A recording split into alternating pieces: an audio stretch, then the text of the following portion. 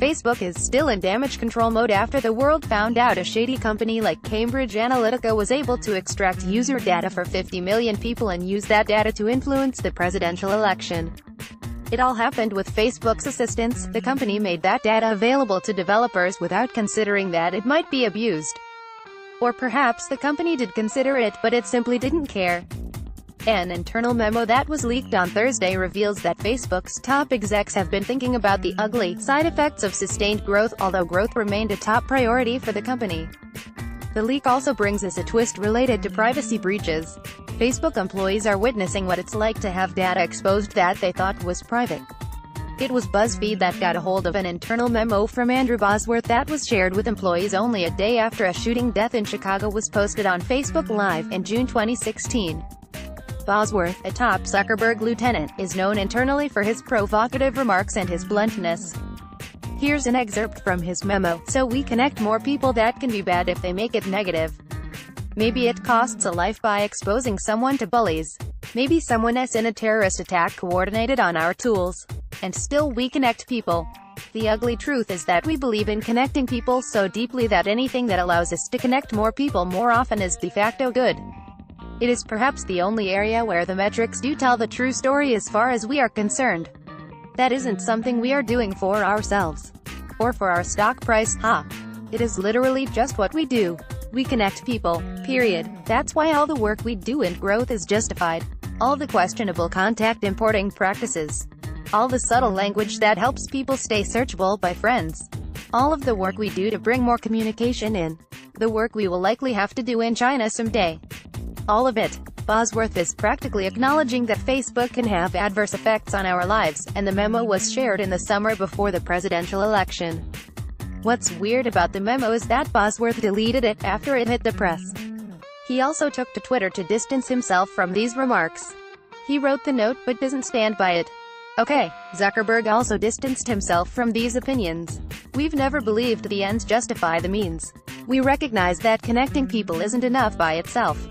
We also need to work to bring people closer together. We changed our whole mission and company focus to reflect this last year. Then again, you can easily argue that the whole Cambridge Analytica scandal happened because of Facebook's desire for growth at all costs. The company shared all that user data with developers so that more developers create Facebook apps so that more users are entertained inside Facebook. The desire for growth, keeping users hooked on the newsfeed, and the need to make ad-based cash is also what made possible the Russian meddling in the US election. That includes their ability to create and share fake news and buy ads on the network without any actual interference. Facebook employees, meanwhile, aren't happy that their internal chats are shared with the world. So let me get this straight. Facebook people do not appreciate having the content that was shared privately with a certain group of people broadcast to a third party ons. You don't say. Following BuzzFeed's scoop, The Verge published reactions from employees. Some took Bosworth's side, others criticized the deletion of the post, and others were annoyed that leakers were operating inside the company.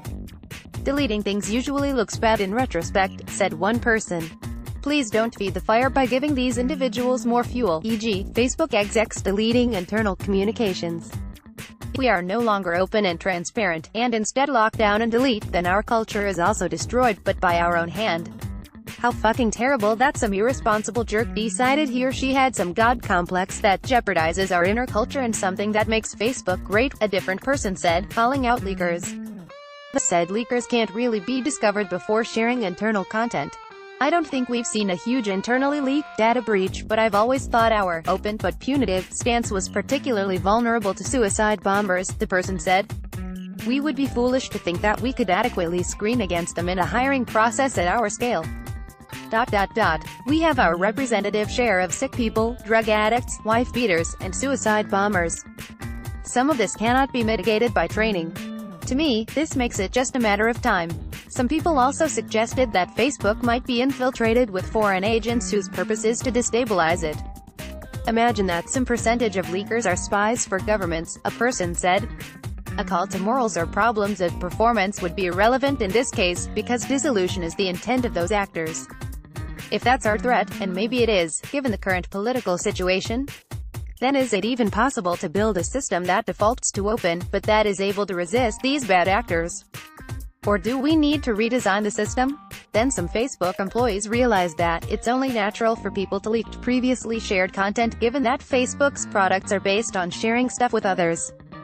Here's that post. It's interesting to note that this discussion is about leaks pushing us to be more cognizant of our sharing decisions. The result is that we are incentivized towards stricter ONS management and awareness of how our past internal posts may look when resurfaced today. We blame a few ill-intentioned employees for this change. The non-employee Facebook user base is also experiencing a similar shift.